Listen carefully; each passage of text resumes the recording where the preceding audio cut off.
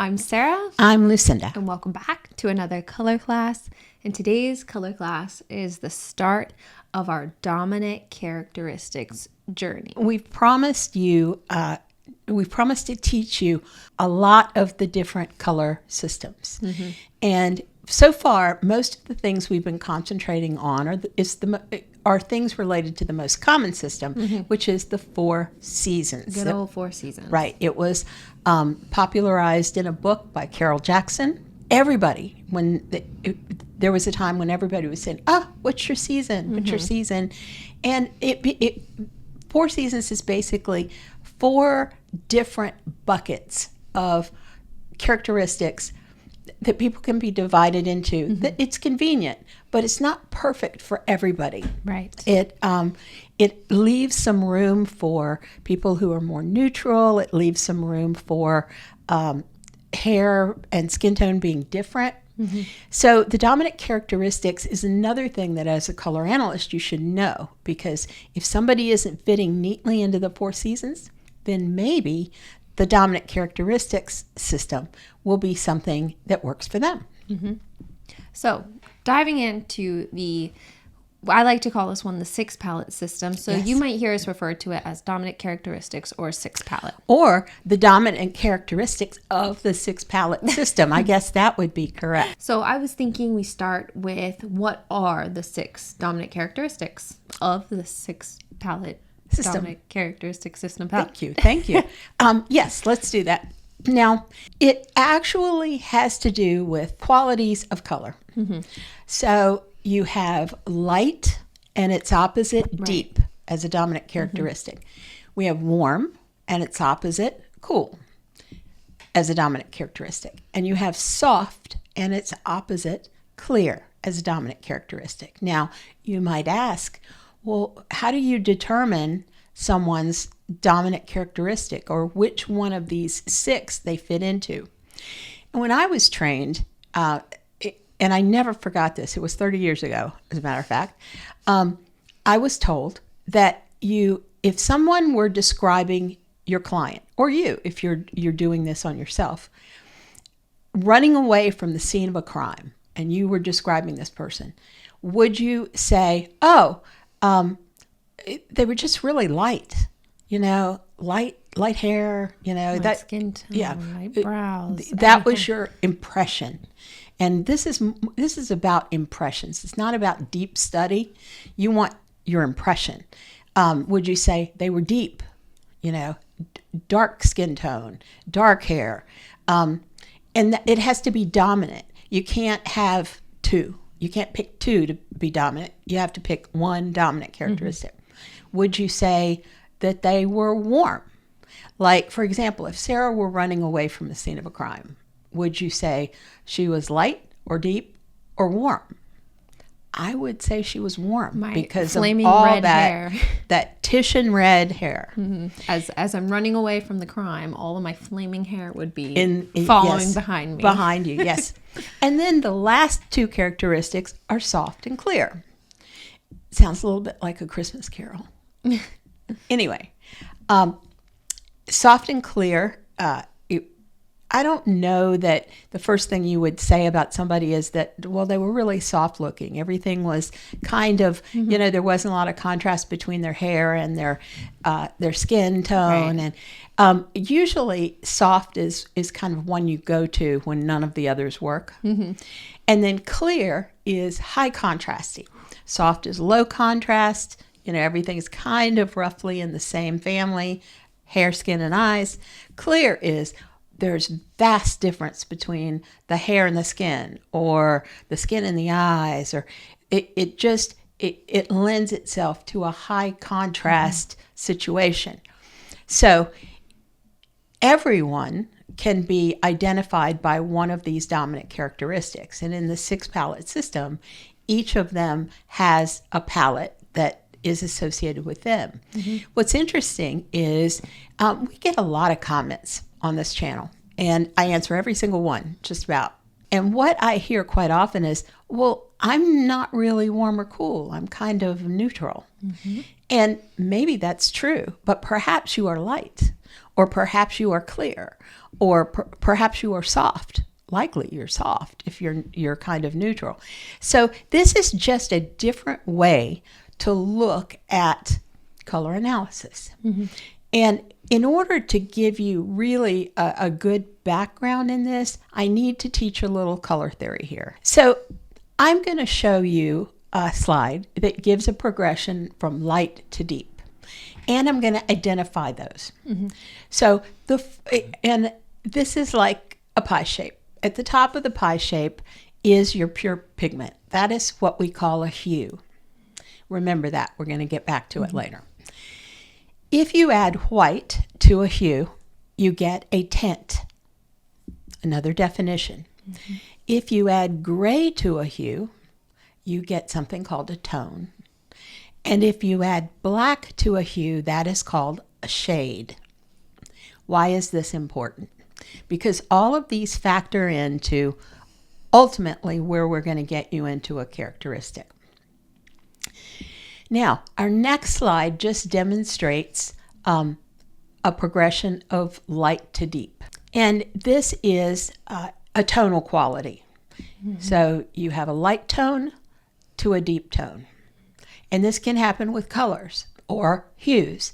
If this were blue, you would go from a deep blue to a light blue, or a light blue to a deep blue. It can be done with any hue. Next, we have a progression that shows when something becomes a shade, or you add black to any color. What happens on this chart is that the color softens up quite a bit.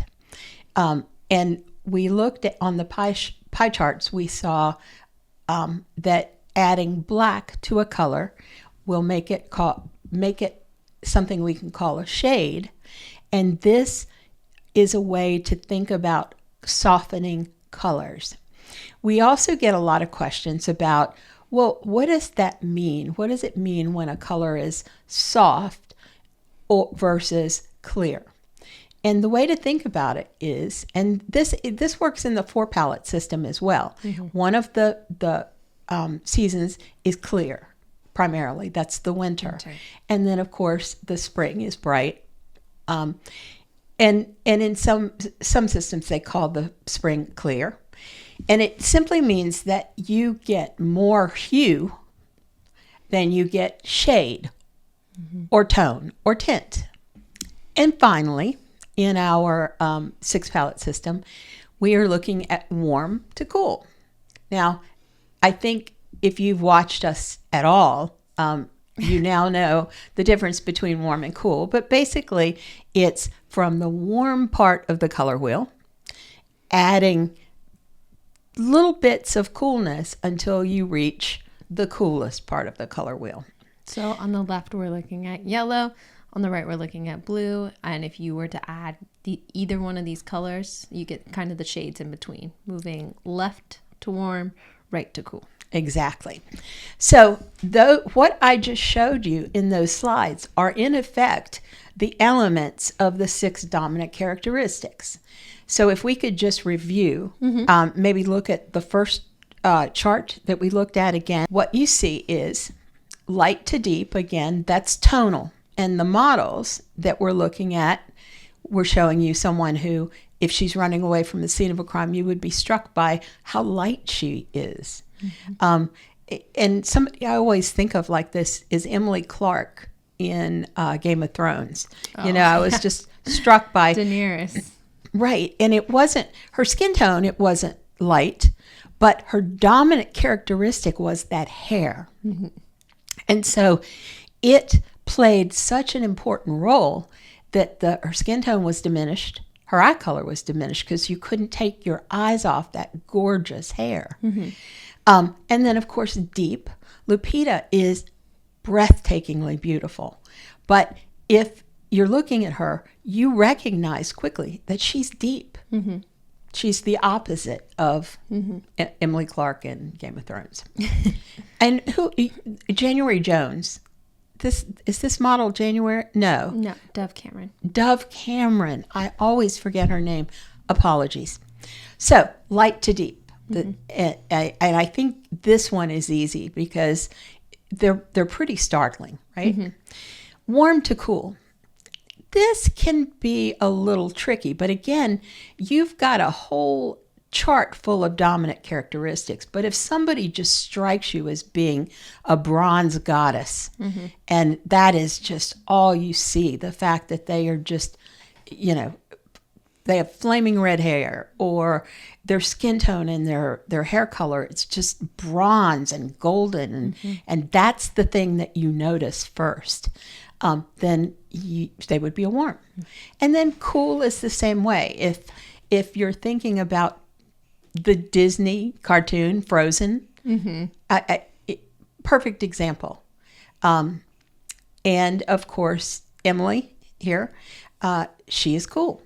And if she strikes you, or your client strikes you as being kind of an ice princess, where everything is looking cool, then that would be the dominant characteristic you would choose. Again, cool is a little bit harder, I think. It's not as in your face. It's not as obvious. Right. But if you've got pretty much a group of cool characteristics, or, like the Frozen cartoon. What is her name? Elsa. Elsa. It just popped out of my head. If you're looking at Elsa, you're going to think, she is literally cool. If you watch the movie. And now we have soft and clear. Clear is pretty obvious. You're looking for lots of contrast. If somebody strikes you as just being, wow, look at that dark hair and that light skin, that's lots of contrast. Clear, it's not as easy as light or deep or warm. Clear could possibly give you a little bit of pause. You might have to think about, are they cool or clear, to determine their dominant characteristic. But still, it ultimately, once you kind of get into that direction, it's easy to figure out. Now, the tough one is soft. Right. And let me just tell you personally how I do it, because some people say, well, if 2 of the seasons are this, and then you would call it a this. And I think that defeats the purpose of this particular color system, because it relies on you to trust your gut, to look at a person and visually place them into one of these categories.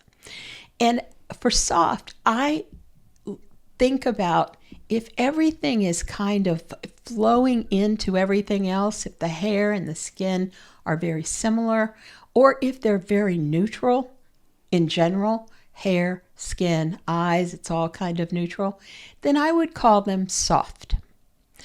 And we have palettes that go along with each of these characteristics. And many people who've written in, I've said, wait until we do other color systems, because if you feel like you don't fit into the 4 seasons system perfectly, then you may fit into another system. Myself, I fit into soft. I've found that the palette suits me.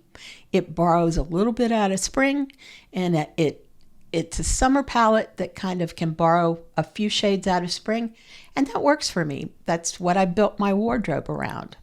Sara, would you say that you're a warm? Yes, but I would also say I lean a bit towards soft as well.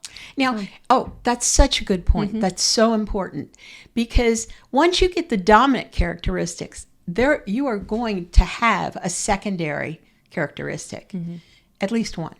So if you're warm and soft, then perhaps if you wanted to translate that back to the 4 seasons, you would be an autumn.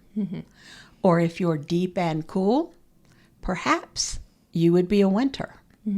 Or if you were light and warm, you might just be a spring. So the same 2 characteristics that are used to define each of the 4 seasons are on your dominant characteristic chart here. But the important thing to remember is, if you're a light, you get to expand past what would either be a summer or a spring palette, and you might get a little bit of both. And the same is true of deep, same is true of cool, the same is true, you might get a little clear. So I love this system personally. Many people fit just beautifully into the 4 seasons, and I wouldn't mess with that, because if you are a classic winter, a classic spring, a classic summer, or a classic autumn, that's wonderful. And if your client is one of those and she fits in perfectly, fantastic. It's funny because all of these different systems just come back to the 4 seasons in a They way. do. And the 4 seasons is the basis of just about everything. There are just multiple ways to get to it, and a few differences in the colors in the palette that will allow someone who has never felt like they quite belonged in summer. Like me. Many of you say, girl, you're warm. But I may look that way to you right now.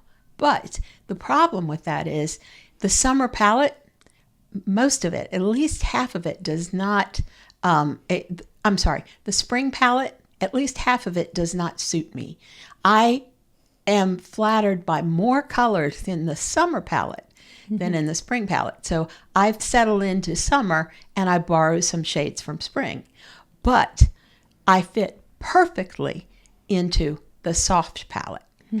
All right, so the 6 dominant characteristics is kind of like a precursor to the 12 palette system as well. So we want to get our basis for the 6 palette system, and we'll go into the different options that you have within the 6 palette system way more in depth. But we wanted to start off with this as the basis of our 6 palette seasonal, what would we call it? Dominant characteristics. 6 palette seasonal system. It's a little wordy, but what we'll do is similar to what we've done in the 4 seasons, and that is break down each of the dominant characteristics so that you can identify them instantly. Right. And once we get really good with the 6 palette system, what happens, Sarah? Oh, we move on right to the 12 palette system, and then we dive into each one of those. So we started off with our 4. Now we're going into our 6, and we're really going to study the 6, and then we'll move into the 12. Now, you know what this means for you guys. It means you're going to have to subscribe. Come with us. Yes, come with us on this journey. If you subscribe, then you won't miss anything, and you'll be moving right along with us as we move through these systems. Very few people, I've spent a lot of time looking at other people on YouTube. I've been in this business for 30 years, and Sarah has been in this business for 10. I got nothing on you. Yeah. And so I've done a lot of searching around. I have not found another entity that teaches all of the systems as equally effective, as equally good. And many people will get locked into a system and they'll say, if you're not locked into that system, they'll say, well, that's just wrong. What you're saying is wrong. But it depends on the system. And if you know all the systems, you can take the benefit from each system and apply it to your client who may, she may not quite feel right in the four seasons. And this is going to be valuable to you as a color analyst. And it's also going to be valuable to you if you're just learning about color and wanting to know the precise season that you fit into. So stay with us. Right. So don't forget, we are a new YouTube channel and we'd love to stay around. So we do need a little bit of support from you. Just a like and a subscribe, and it will make us very happy. Lastly, I'm Sarah. I'm Lucinda. This has been another class, and we'll see you in our next episode.